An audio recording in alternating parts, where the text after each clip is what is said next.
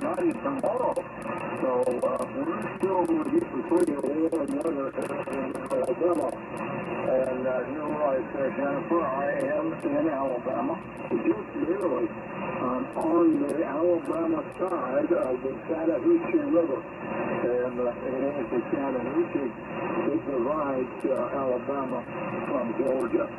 I look across the river, and I'm looking at Fort Gaines, Georgia, and the Fort Gaines lock and dam is just about a mile and a half or 2 miles from me.